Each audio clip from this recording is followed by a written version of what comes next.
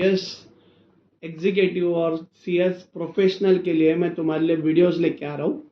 वैसे ही आज मैं सीएस डबलईटी के लॉ के लिए, जो कि तुम्हारा पेपर एमसीक्यू वाला है बेटा, और उसमें जो एक चैप्टर है एलएलपी करके, उससे रिलेटेड मैं एक मस्त की डायग्रामेटिकल एकदम पूरा एलएलपी को कवर करने वाली चीज़ लेके आया हूँ।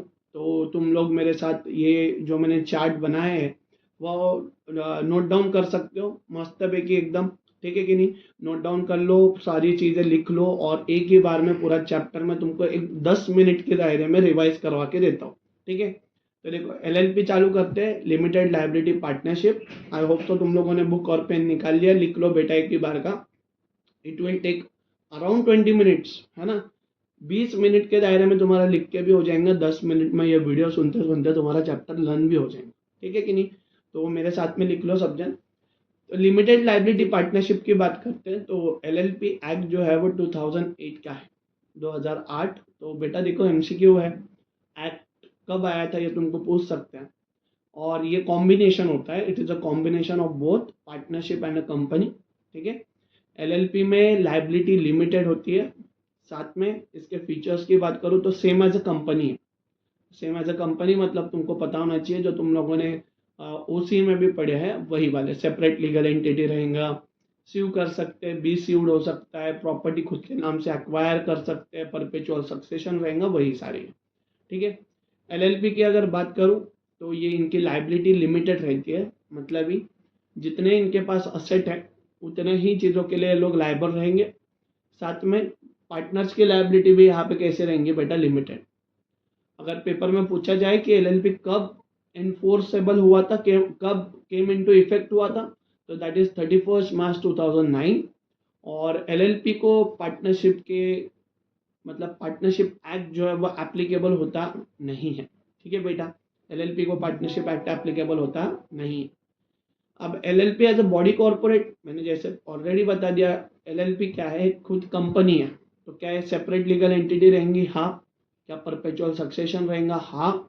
और पार्टनर्स आने से और पार्टनर जाने से कोई फर्क पड़ने वाला नहीं है। साथ में कैरेक्टरिस्टिक्स की अगर बात करें तो वही है बेटा कि एलएलपी अलग रहेगा, उसके पार्टनर्स अलग रहेंगे। एलएलपी में एलएलपी का एग्रीमेंट बनाना पड़ेगा, एक पार्टनर दूसरे पार्टनर के लिए लायबल होने वाला नहीं है। हर एक पार्टनर जो है वो इक्वल राइट लेके चलता है यहाँ पे, है कि नहीं बेटा?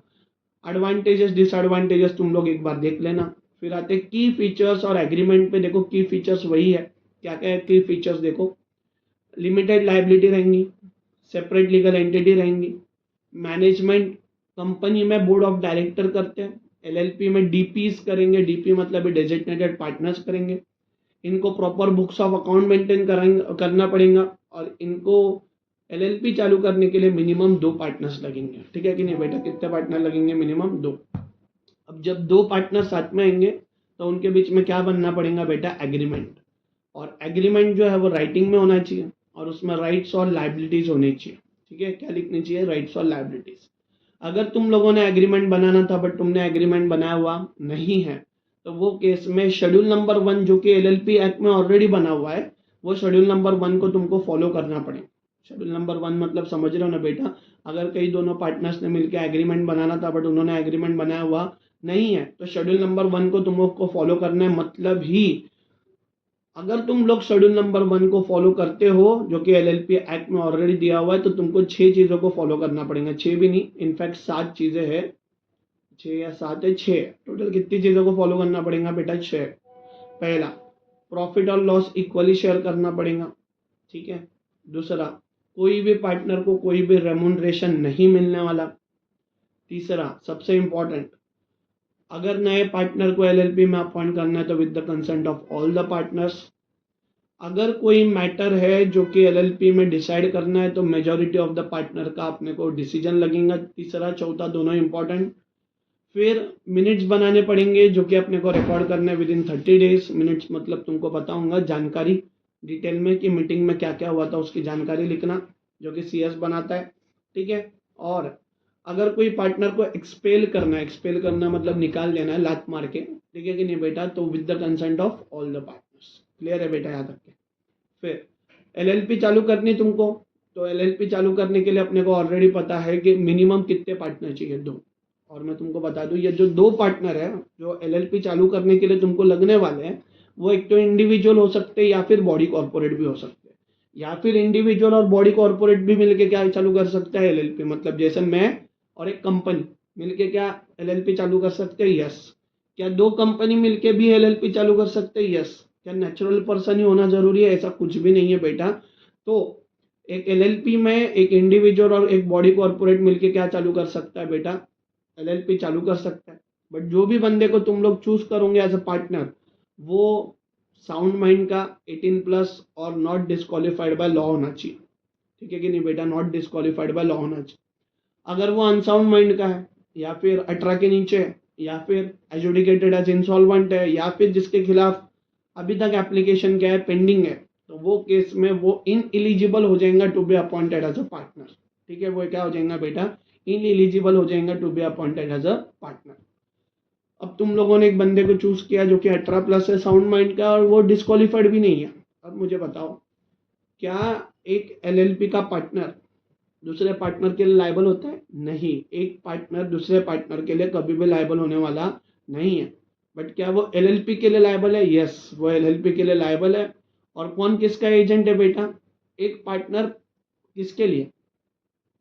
एलएलपी के लिए क्या करके काम करेंगे? एजेंट करके काम करेंगे। पार्टनर बन के आ रहे हो तो कंट्रीब्यूशन लेके आना पड़ेगा। कंट्रीब्यूशन मतलब पैसा लाना पड़ेगा। और पैसा तुम लोग property, movable, immovable, tangible, intangible, कोई भी टाइप में ला सकते हो। ठीक है? अब जितने भी पार्टनर आए, सपोज इन 4 पार्टनर आए, 4 में से अपने को 2 तो भी ऐसे पार्टनर चूज करने पड़ेंगे जो कि बीओडीज की तरह काम करे। बीओडी मतलब एक ऐसा जो मैनेजमेंट करता है सारा। कंपनी में बीओडीज थे, यहाँ पे डीपीज है, तो एटलीस्ट 2 होने चाहिए जो कि day to day affairs of the company को संभाले। ठीक है कि नहीं बेटा? और जिनके बीच में एलएलपी का क्या बने बेटा? एग्रीमेंट बने। ठीक है कि नहीं? सबको सारी बातें क्लियर है बेटा? यहाँ तक कोई डाउट? बढ़े आगे, फिर बढ़ते आगे। फिर तुम लोगों ने 2 लोग लागे, 2 डीपी ला लिए। और मैं तुमको और एक चीज बता दूं, 2 लोग जो तुम लोग लाओगे ना डीपी करके, उसमें से एक तो भी एटलीस्ट इंडिया का होना चाहिए। मतलब वो 120 डेज और मोर इन अ प्रीवियस ईयर कहाँ पे रहना चाहिए? इंडिया में। ठीक है कि नहीं बेटा? आई होप सो तुमने डिटेल में सब पढ़ा हुआ है ना? मैं तुमको सिर्फ रिविजन करवा रहा हूँ अभी। अब 2 लोग ला लिए, 2 डीपी चूज कर लिए। अब उसके बाद आते आगे, एलएलपी का इनकॉर्पोरेशन करते हैं। इनकॉर्पोरेशन मतलब रजिस्ट्रेशन। रजिस्ट्रेशन करना है तो नाम रखना पड़ेगा। जो भी नाम तुम लोग रखोगे उसके नाम के आगे तुमको एक तो एलएलपी या फिर लिमिटेड लाइबिलिटी पार्टनरशिप को ऐड करना पड़ेगा। जो भी नाम तुम लोग चूज करोगे बेटा, वो अनडिजायरेबल, आइडेंटिकल और रिसेंबल नहीं होना चाहिए। और इनकॉर्पोरेशन होने से पहले ही प्रमोटर ने ये नाम को क्या करके रखना है बेटा? रिजर्व करके रखना है। ठीक है? अब तुम लोगों ने नाम चूज कर लिया जो कि अनडिजायरेबल, आइडेंटिकल और रिसेंबल नहीं है। ठीक है? नाम को क्या कर लिया बेटा? रिजर्व कर लिया। तो ये सारा डॉक्यूमेंट तुम लोगों ने भरना है इनकॉर्पोरेशन का। डॉक्यूमेंटेशन भरने के बाद इसको वेरीफाई करवाने का है। वेरीफाई करवाना है मतलब ये जो डॉक्यूमेंट तुमने इनकॉर्पोरेशन के भरे उसको वेरीफाई करवाना है तुमको। किससे बेटा? सीएमए, एडवोकेट, कंपनी सेक्रेटरी या फिर चार्टर्ड अकाउंटेंट। ठीक है कि नहीं बेटा? इनसे क्या करवाना पड़ेगा? वेरीफाई करवाना पड़ेगा। और जो डॉक्यूमेंट तुम लोगों ने अटैच किया उसमें तुमको क्या क्या बताना था? Name of the LLP, propose business, address of each partner, address of register office और अदर इन्फॉर्मेशन, सारी की सारी जानकारी तुमको भरनी थी। तुम लोगों ने इससे वो वेरीफाई करवा लिया। वेरीफाई करवाने के बाद इसको रजिस्ट्रार के पास भेजना पड़ेगा। रजिस्ट्रार तुमको क्या देगा? सर्टिफिकेट ऑफ इनकॉर्पोरेशन, जिसके ऊपर उसका साइन भी रहेगा और सील भी रहेगा। एक बार तुमने तुम्हारी एलएलपी को रजिस्टर करवा दिया तो तुम लोग क्या कर सकते हो? स्यू कर सकते हो। क्या कर सकते हो बेटा? स्यू कर सकते हो। बी सीव्ड भी हो सकते हो। कोई मतलब तुम्हारे ऊपर केस फाइल कर सकता है, तुम लोग भी किसी के ऊपर भी केस फाइल कर सकते हो। तुम लोग असेट को क्या कर सकते हो? अक्वायर भी कर सकते हो, ओन भी कर सकते हो और डिस्पोज भी कर सकते हो। कॉमन सील तुम्हारे पास आएगा, मतलब तुम लोग रबर स्टैंप लेके घूम सकते हो। और बाकी सारी जो प्रोविजन कंपनी को एप्लीकेबल होती है वो सारी तुम्हारे नाम से क्या हो जाएंगे बेटा? एप्लीकेबल। साथ में अब तुम्हारी कंपनी इनकॉर्पोरेट हो गई। इनकॉर्पोरेट होने के बाद में जो रजिस्ट्रार है और तुम्हारा एलएलपी है, इनके बीच में बातचीत होंगी। तो जो भी बातचीत होंगी वो तो एक तो हो सकती है एलएलपी के साथ, डीपीज के साथ या फिर पार्टनर्स के साथ। कौन से ऑफिस पे होंगी? रजिस्टर ऑफिस या फिर रजिस्टर ऑफिस से होंगी। और कहाँ पे होंगी बेटा? एक तो रजिस्टर पोस्ट से होंगी या फिर पोस्ट से भी हो सकती है। क्लियर है बेटा यहाँ तक क्या? बड़े आगे। अब जितने भी सारे इनवॉइस तुम लोग दोगे, देखो एलएलपी चालू हो गई, फिर तुम्हारे साथ में कम्युनिकेशन चालू हो गया, तुम लोग अब बिजनेस करोगे। बिजनेस करोगे तो जितने भी इनवॉइस बना के दोगे, बिल बना के दोगे, या फिर ऑफिशियल करस्पॉन्डेंस बना के दोगे, या फिर पब्लिकेशन करोगे, उसके ऊपर तुमको लिख के देना पड़ेगा तुम्हारे एलएलपी का नाम, एड्रेस क्या है तुम्हारा, और साथ में हम लोग कैसी एलएलपी चला रहे हैं, लिमिटेड लाइबिलिटी। ऐसे तुमको हर इनवॉइस, ऑफिशियल करस्पॉन्डेंस और पब्लिकेशन के ऊपर लिख के देना पड़ेगा। क्लियर है बेटा? फिर लास्ट वाले टॉपिक पे आते हैं जिसका नाम क्या है बेटा, होल्डिंग आउट। होल्डिंग आउट मतलब ऐसा बंदा जो एक्चुअल में पार्टनर नहीं है बट खुद को पार्टनर बता रहा है। ठीक है कि नहीं बेटा? जो बंदा एक्चुअल में पार्टनर नहीं है बट खुद को क्या बता रहा है, partner, will be known as holding out partner. और क्या तुम्हारी लाइबिलिटी हमेशा ही लिमिटेड रहेंगी कि अनलिमिटेड हो जाएंगी? अनलिमिटेड भी हो सकती है। देखो ध्यान दो, अगर तुमने फ्रॉड किया या फिर क्रेडिटर के साथ में डिफॉल्ट किया है तो तुम लोग अनलिमिटेडली क्या हो जाओगे बेटा, लाइबल। तो याद रखना है बेटा, 2-3 चीजें मैं तुमको बताता हूँ क्या क्या चीजें तुम्हारे पेपर में आ सकती है। दैट इज अनलिमिटेड लाइबिलिटी कब कब होती है, ये पेपर में आ सकता है। होल्डिंग आउट वाला पार्ट क्या होता है, वो आ सकता है। ठीक है कि नहीं? शेड्यूल नंबर 1 के बारे में, एलएलपी के नाम के आगे में तुमने क्या क्या लगाना है। ठीक है कि नहीं? कितने पार्टनर्स लगते, कितने डीपीस लगते, डीपी कितने दिन इंडिया में रहना चाहिए, ये सारी चीजें तुम्हारे पेपर में तुमको नजर आ सकती है। कौन से तारीख को एलएलपी केम इनटू इफेक्ट हुआ है वो भी तुम्हारे पेपर में आ सकता है, और एलएलपी का एक्ट का ईयर कौन सा है, ये सारी चीजें तुम्हारे पेपर में आ सकती है। साथ में ये भी याद रखना कि इंडियन पार्टनरशिप एक्ट का कोई भी रूल, फीचर सेम है बट रूल कोई भी एप्लीकेबल होता नहीं है। सबको सारी बातें क्लियर है बेटा? यहाँ पे विषय क्या होता है, क्लोज।